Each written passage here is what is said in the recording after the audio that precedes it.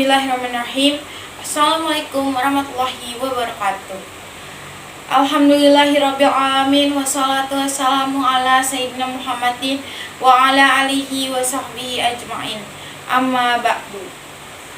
Pertama-tama marilah kita panjatkan puji serta syukur kehadirat Allah Subhanahu wa taala, karena dengan nikmat dan karunia-Nya kita bisa melaksanakan perintahnya dengan baik sampai saat ini. Salawat serta salam semoga selalu tercurah limpahkan kepada junjungan Nabi besar kita, Nabi Muhammad SAW. Dengan perjuangan beliau dan para sahabatnya, kita bisa merasakan manisnya iman dan indahnya Islam. Tak lupa kepada keluarganya, para sahabatnya, dan juga para pengikutnya hingga akhir zaman kelak. Amin amin ya rabbal alamin. Hadirin yang dirahmati Allah, pada kesempatan yang berbahagia ini, saya akan menyampaikan ceramah tentang ikhlas.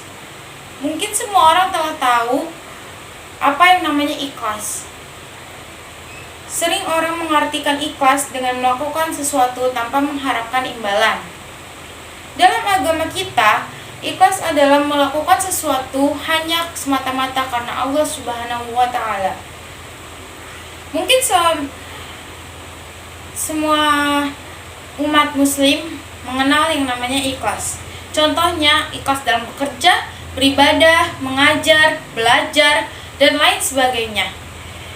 Salah satunya apabila kita masukkan dalam konteks ibadah, maka ikhlas berarti melakukan ibadah karena Allah Subhanahu wa taala, bukan yang lain, bukan karena ingin dipuji, ingin terlihat soleh, tetapi hanya karena Allah Subhanahu wa taala.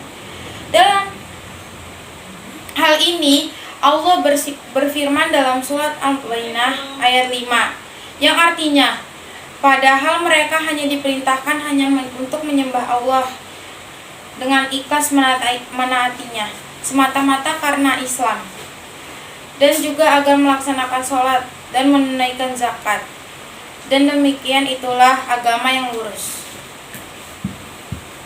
Dari ayat tersebut menerapkan pada kita tentang berlaku ikhlas dalam beragama. Apabila tidak dilandasi dengan ikhlas dan kejujuran, akan runyam, seolah tidak berbekas. Orang sibuk memikirkan kepentingan sendiri tanpa sedikit pun menempatkan agama dalam prioritas hidupnya.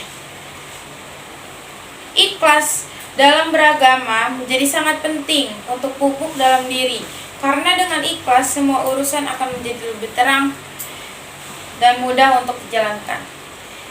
Ikhlas juga menjadi penting dalam praktikkan karena setiap amalan yang kita lakukan tidak sah di mata Allah jika tanpanya. Hadirin yang berbahagia, ikhlas memiliki firman lainnya dari Allah Subhanahu wa taala, yang artinya sesungguhnya kami telah turunkan kepadamu kitab Al-Quran dan kebenaran, oleh karena itu beribadahlah kepada Allah dalam keadaan ikhlas baginya.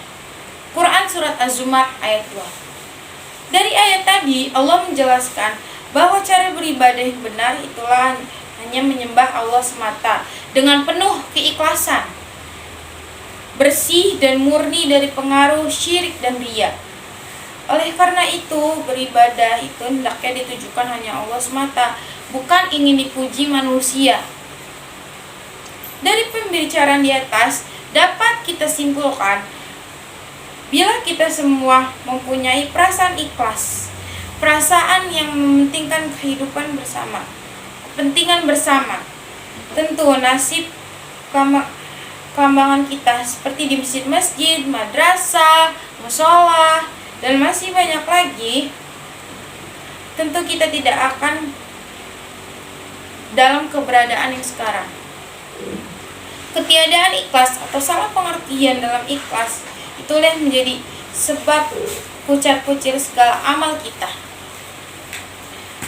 Maka di saat ini bukan hanya memperbanyak amal saja, tetapi keikhlasan kita dalam menghadapi amal tersebut. Marilah pengertian ikhlas itu menjadi tempatan pada posisi yang sebenarnya. Bukan hanya arti ikhlas yang memberikan sekecil-kecilnya atau memberi kepada orang yang tidak berguna, lagi kepada orang atau kita yang sudi memberi kalau ada balasannya.